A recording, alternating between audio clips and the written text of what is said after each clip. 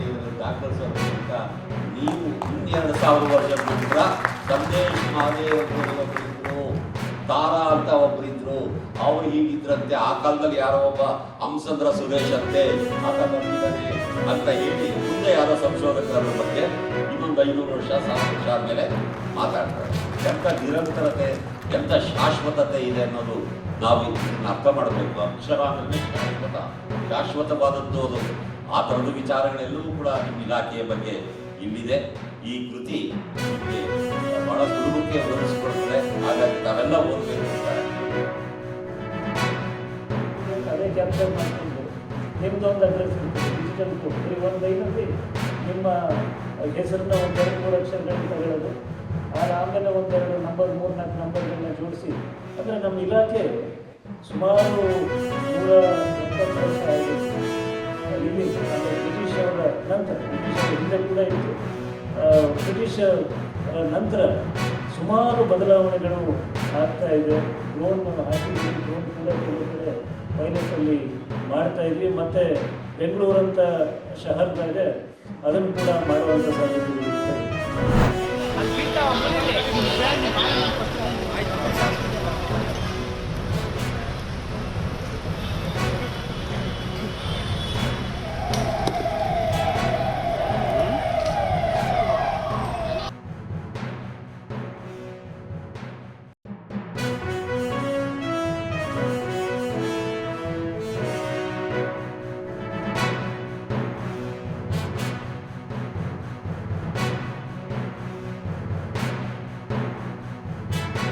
ಕೊಟ್ಟಿರುವಂಥ WhatsApp group ರಚನೆ ಮಾಡಿದಂಥ ಮತ್ತು ಅನೇಕ ಕಡೆ ಸ್ಥಳೀಯ ಶಾಸಕರ ಭಾವಚಿತ್ರವನ್ನು PLAಗಳು ಹಾಕಿ ಪ್ರಚಾರ ಮಾಡ್ತಾ ಇದ್ದಾರೆ.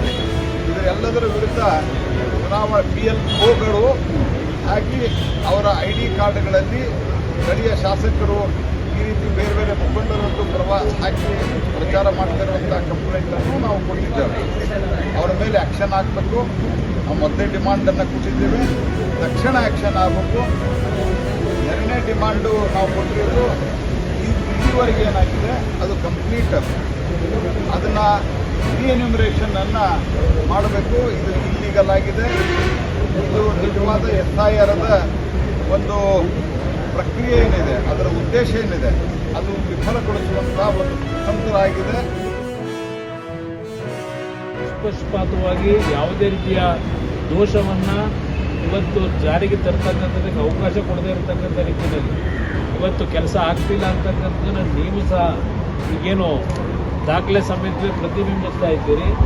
ಇವತ್ತು ಈ 5 ದಿನಗಳ ಕಾಲ ನಡೆದಿರ್ತಕ್ಕಂಥ ಹಲವಾರು ಅಕ್ರಮಗಳ ಮಾಹಿತಿಗಳನ್ನು, ದಾಖಲೆಗಳನ್ನು, ಪೆನ್ಡ್ರೈವನ್ನು ಇವತ್ತು 2 ಪಕ್ಷದಲ್ಲಿ ನಾವೇನು ಕಲೆಕ್ಟ್ ಮಾಡಿದ್ದೇವೆ, ಕೊಟ್ಟಿದ್ದೇವೆ ಇವತ್ತು ಚುನಾವಣಾ ಇಲ್ಲಿಯ ನಾಯಕರಿಗೆ. ಅದರಿಂದ ಇವತ್ತು ಈ ರಾಜ್ಯ ಸರ್ಕಾರ ಇವತ್ತು ಯಾವ ರೀತಿಯಲ್ಲಿ ಅಧಿಕಾರಿಗಳನ್ನು ಇಲ್ಲಿ ಏನಾಗುತ್ತೆ, ಅವರೇನೋ ಪ್ರಿಯಾಂಕಾ ಖರ್ಗೆ ಅವರು ಚುನಾವಣಾ ಆಯೋಗದವರು ಕರ್ತವ್ಯಗಳಿರ್ತಾರೆ ಅಂತ ಏನು ಹೇಳ್ತಾರೆ. ಚುನಾವಣಾ ಆಯೋಗದವರು ಯಾವ ನಿಯಮಾವಳಿಗಳನ್ನು ಈ ಒಂದು ಪ್ರಕ್ರಿಯೆಯಲ್ಲಿ ಅಳವಡಿಸಬೇಕು ಅಂತಕ್ಕಂಥ ಗೈಡ್ಲೈನ್ಸ್ ಏನು ಕೊಟ್ಟಿದ್ದಾರೆ, ಅದೆಲ್ಲವನ್ನು ಗಾಳಿಗೆ ತೋರಿ ಇವತ್ತು ಇಲ್ಲಿ ಇರ್ತಕ್ಕಂಥ ರಾಜ್ಯದ ಅಧಿಕಾರಿಗಳು ಯಾವ ರೀತಿಯಲ್ಲಿ ಸರ್ಕಾರದ ಒಂದು ಖುಷಿಪಡಿಸ್ತಕ್ಕಂಥ ರೀತಿಯಲ್ಲಿ ಅಕ್ರಮಗಳನ್ನು ನಡೆಸ್ತಾ ಇದ್ದಾರೆ, ಇದೆಲ್ಲ ಜಗಜ್ಜಾಹಿರವಾಗಿದೆ. That's why they are deleting all other communities, all Hindus, Christian, Parsi. No, they are don't worry about any community. They are only worried about Muslim community. That is happening. That's why Congress people, we are objecting now. All our protest, object, everything we are doing. Congress party is silent.